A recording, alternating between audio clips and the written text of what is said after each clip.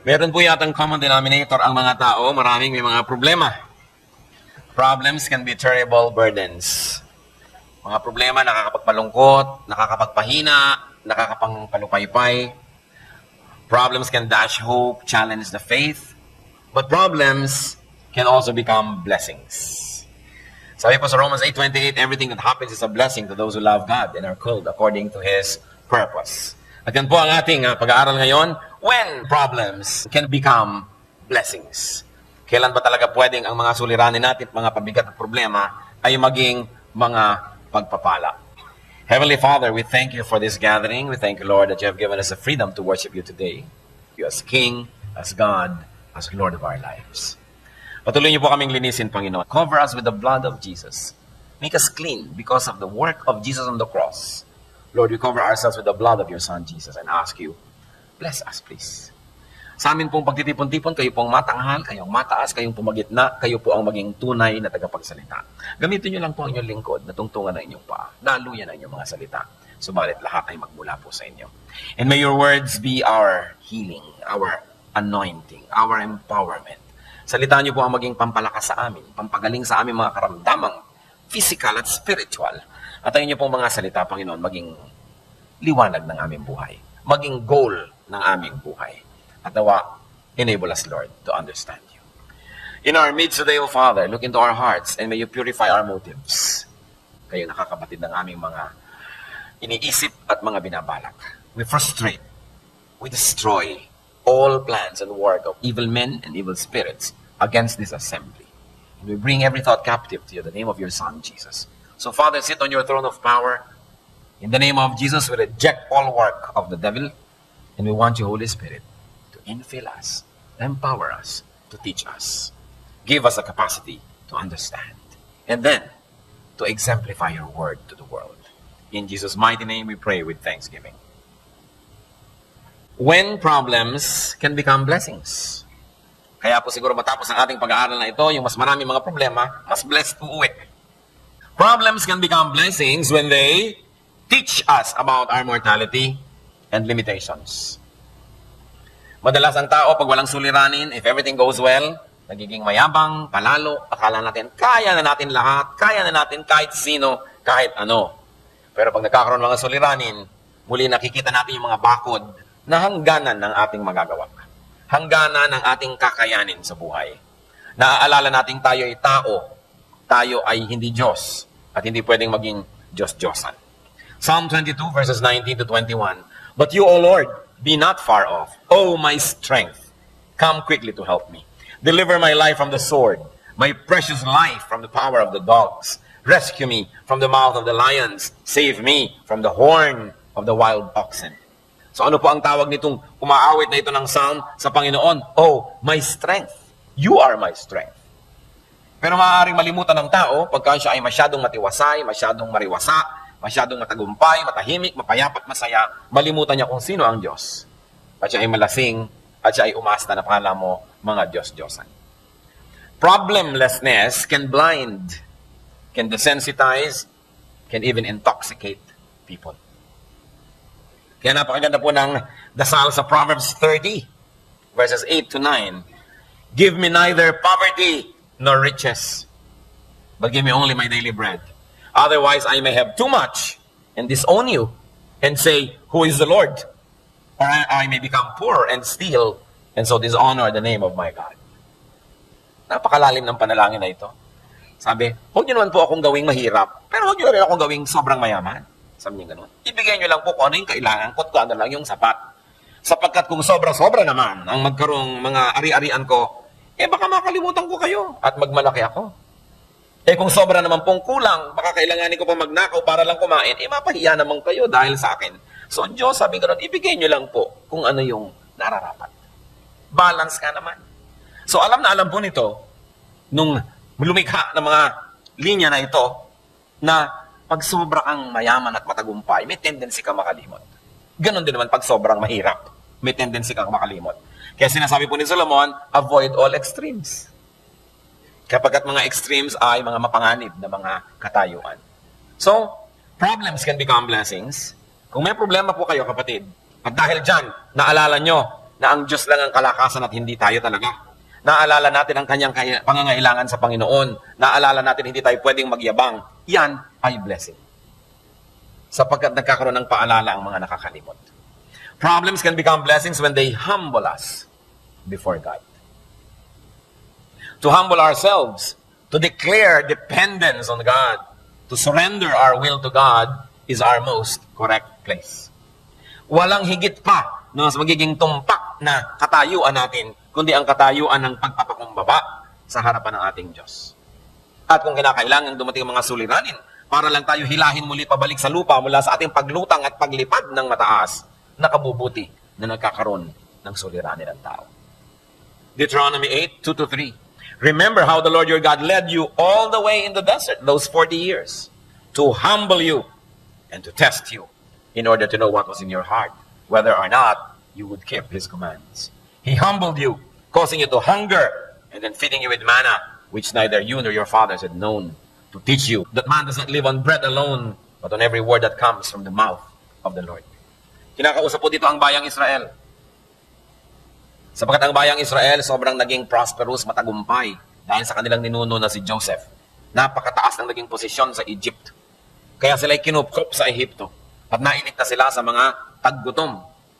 At humaba ang panahon, they continued to enjoy favored position in Egyptian society na ipamana sa kanila yung goodwill na yun ng kanilang ninunong si Joseph. Subalit, sila ay inapi ng susunod na dynasty. There was a dynasty that did not honor the commitment of the previous pharaohs to the people of Israel. So they were enslaved. And after a while, the Lord delivered them. And the Lord showed them how mighty He was. Sobrang naging tagumpay ng mga Israelites, tumatawid sila sa mga dagat na nahahati. Sila ay nagtatagumpay sa kanilang mga digmaan. Kaya maaaring sila rin nakalimot at maaaring sila ay naging mayabang. Kaya sabi ng Panginoon, minarapat ko na paikot-ikutin kayo ng 40 taon sa disyerto. Alam niyo po yung Exodus, pwedeng lakarin ng isang linggo lang. Yung mula doon sa Egypt, pupunta kay Israel, mahaba na nga isang linggo, nalakarin yun eh. Pero inabot sila ng 40 years. Bakit? Pinaikot-ikot-ikot sila ng Diyos. Inubos ang lahat ng mga may edad na lumabas sa Ehipto, hindi pinapasok sa Promised Land. Lahat ng mga nabahira ng mga kasalanan, dadali na naman nila yung mga kasalanan nila sa Promised Land, hindi sila napapasok. At nakaranas sila na magutom. Kumakain na lang sila ng mana, yung lumalaglag mula sa langit na iniipon nila at nagiging parang tinapay. Nung una, masarap. Nung lumaon, nagsawa. Kayo ba naman ng 40 years kumain nun? Sabi nila, mana in the morning, mana in the evening, mana at supper time. Puro ito na lang. So, ang Panginoon, bubulabog ng mga ibon, dadapo sa kanila, gagawin nilang barbecue. Pero dependent sila. Kayo ba naman, halos 2 milyong tao naglalakad kayo sa disyerto.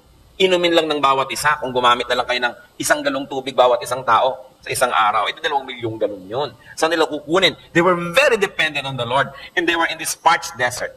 You know, I myself have crossed this desert. At wala na yatang lugar pa sa mundo na mas parang walang kabuhay-buhay. Wala kang makita ni ano.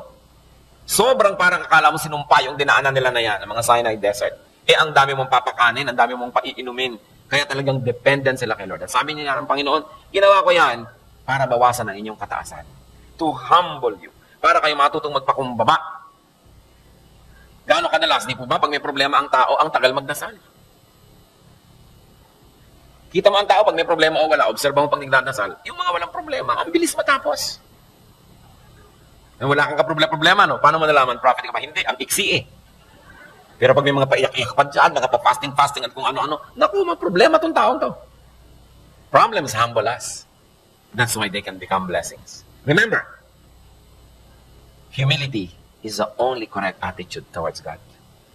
And if we have to be forced to become humble by problems, then the problems can become blessings. Which brings me to our third point. Problems can become blessings when they remind us to pray. Or should I say, to remind us to pray again. Kasi maraming nalilibang, nakakalimot sa tunay na panalangin. Akala nila, Lord, pagpalain mo ang pagkain ito, bless it for our nourishment. Amen. Sa gabi, salamat po sa nagdaang araw. Pagpalaan niyo kami sa buong gabing ito. Ingatan niyo kami sa lahat ng masasamang tao. Amen. Yun na yung dasal. Kuminsan nga, napagpapalit pa yun. Yung magdadasal bago matulog, Lord, thank you for this food. Ay, wala palang food. Lahat ng tumawa, alam nyo, no? Nangyayari sa buhay nyo yan. Nakakapalit-palit ng mga panalangin. So, kung may suliranin ng tao, naaalala nyo yung power of prayer, kaya nananalangin muli. Kaya ang sabi sa Philippians 4:6-7, do not be anxious about anything, but in everything, by prayer and petition, with thanksgiving, present your requests to God. And the peace of God, which transcends all understanding, will guard your hearts and your minds in Christ Jesus. So kanina ito ipinapaalala, siyempre sa mga anxious. Kaya sabi, do not be anxious. Sobra ka ngayong balisa kasi may problema ka eh. So naaalala nating manalangin. Problems can become blessings when they remind us about our sin and stop us from sinning. Pag sobra na nadilubyo ang kumukubakob sa isang pamilya, nagmi-meeting na, hoy, ano bang mga kasalanan natin, i-give up na natin sa Panginoon. Pag sobrang ng mga hirap ang dinaranas ng mga churches at Christian organizations o magre-revival worship, magre-revival meeting, ibubulala sa mga kasalanan, ihingi ng tawad kasi naaalala ang kasalanan pag may mga problema. At ang isa sa mga pinakamapanganib na kalagayan, yung may mga kasalanan tapos parang walang problema. Yan, mapanganib yan. Kung alam nyo na may kasalanan kayo, nabubuhay kayo sa kasalanan, tapos everything is okay, meron kayong pera, meron kayong health, meron kayong wealth, and meron kayong respectability and prestige, aba, mag-ingat-ingat kayo. Sinasabi din sa Bible, they are fattened for a day of slaughter. Yung mga akala natin ay walang-walang problema.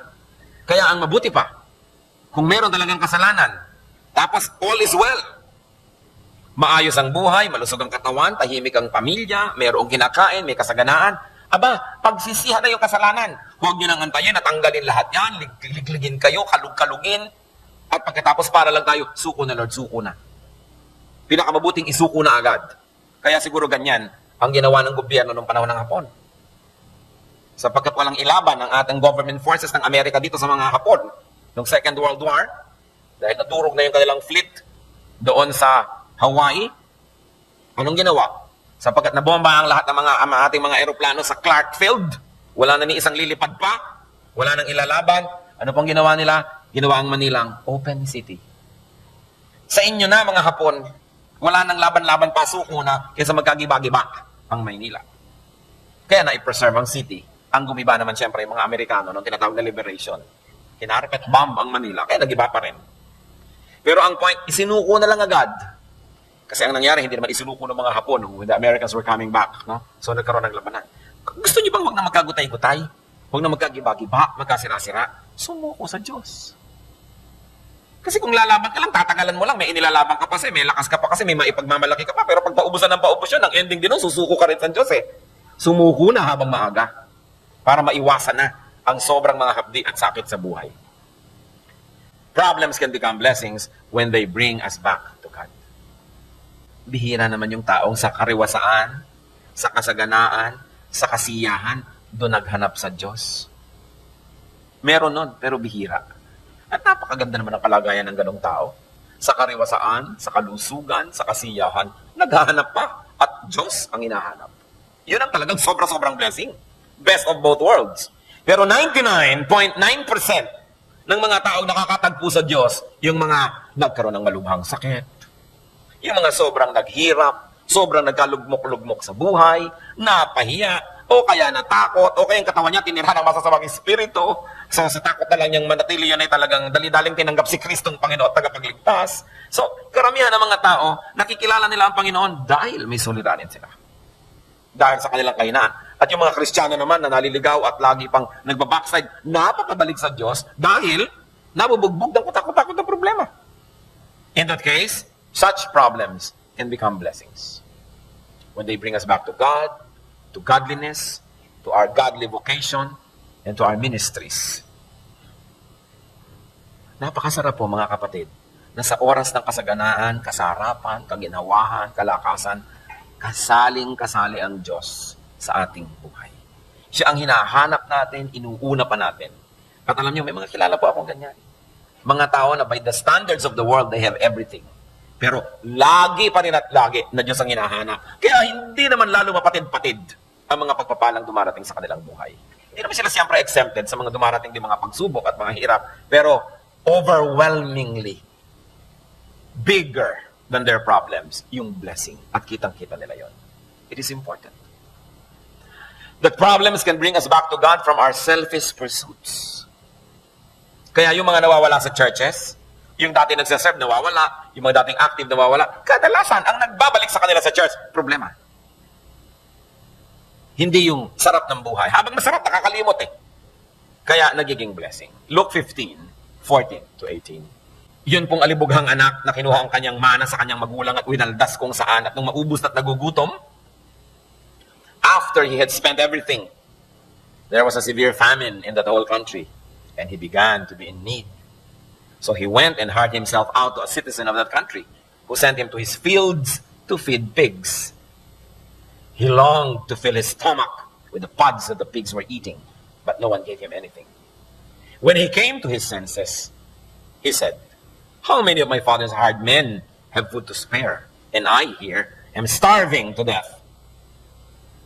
I will set out and go back to my father and say to him, Father, I have sinned against heaven and against you."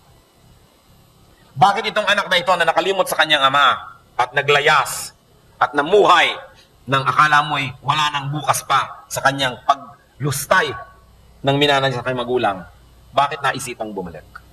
Kasi nagutom, kasi nahirapan, kasi nasaktan. Marami. Kailangan pang yun ang maganap para bumalik sa Diyos. Kaya nga po magandang paalala mga kapatid, kung tayo napapalayo, huwag nang hintayin itong ganito. Magkusa na tayong bumalik. Napakainam na paalala. At kung talagang may suliranin na, huwag na tayong magpilit pa na sundin yung kagustuhan natin, lumabag tayo sa Diyos, kundi sundin na natin ang kalooban ng Panginoon. Problems can become blessings when they lead us to discover God. Kung hindi pa tayo Kristiyano, wala pa tayo sa Panginoon, nagiging Kristiyano tuloy tayo. Or kung Kristiyano na tayo, then we rediscover God. Or we discover blessings and dealings of God that we have not discovered before. Problems can lead us to discover who God really is. And more than that, who God can really be. So 2 Corinthians 7:9 to 10. Yet now I am happy, not because you were made sorry, but because your sorrow led you to repentance. For you became sorrowful as God intended, and so were not harmed in any way by us. Godly sorrow brings repentance that leads to salvation and leaves no regret. But worldly sorrow brings death. So godly sorrow is important. Nalulungkot ka dahil nakakalabag ka sa kagustuhan ng Diyos. Nalulungkot ka dahil nalalayo ka sa Diyos. That is godly sorrow. Sabi nyo, good. It's good to be sorrowful because that will lead to repentance. Kung lagi ka lang happy, lagi kang laseng, lagi kang tawa ng tawa, baka walang lugar ang Panginoon. So, problems can become blessings when they make us sorrowful to the point that we look up only to God for deliverance. Dahil ang tatawag sa Diyos ay hindi niya kailanman tatanggihan. Kaya mahalagang matutong tumawag sa Diyos.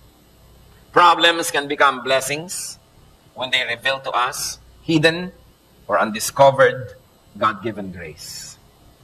Kumisan sa mga problema, doon natin nakikilala ang Panginoon at lumalabas yung mga lakas na ibinigay pala sa atin niya. Hindi natin alam meron pala tayong ganong kalakasan. Hindi natin alam na meron pala tayong ganong tibay na lumabas lang at nalaman natin nung sumuong na tayo sa mga suliranin. Then we discover that even before we got into these troubled spots, God has already prepared us. And you discover that God has made provisions for us along the way, long before we stumbled into such needs. Kaya ang sabi sa 2 Corinthians 12:9, but He said to me, my grace is sufficient for you, for my power is made perfect in weakness. Therefore, I will boast all the more gladly about my weaknesses, so that Christ's power may rest on me.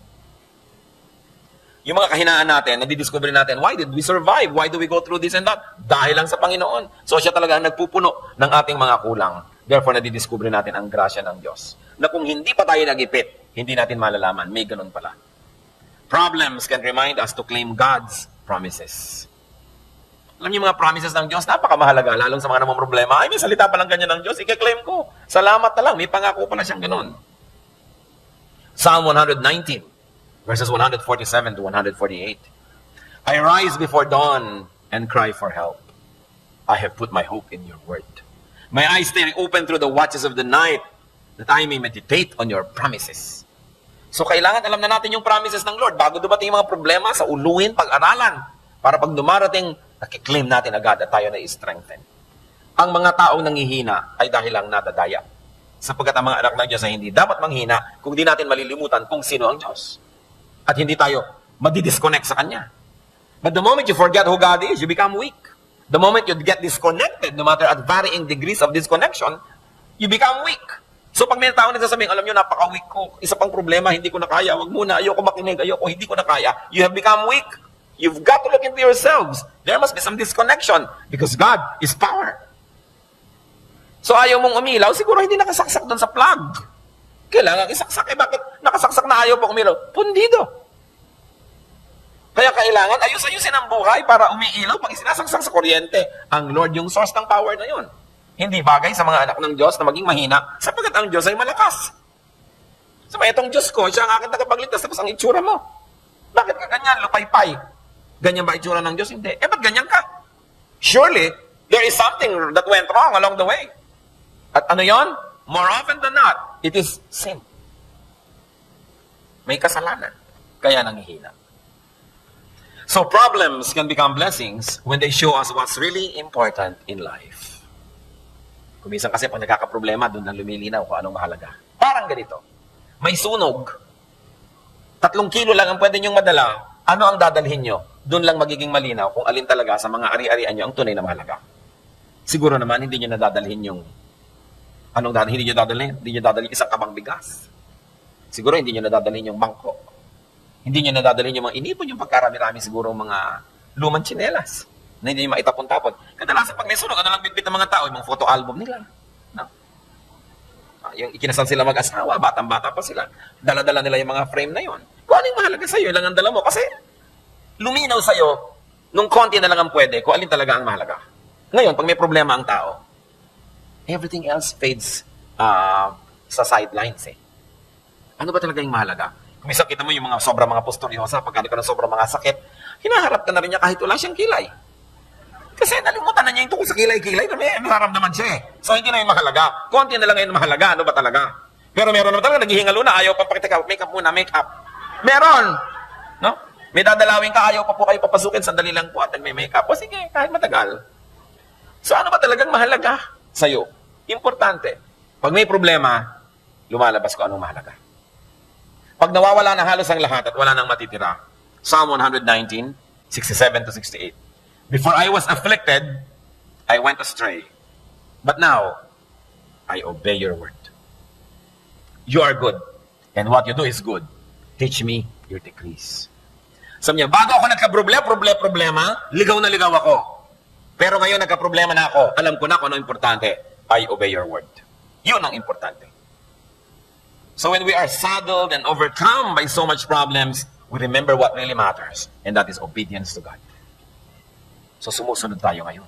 Nagiging blessing.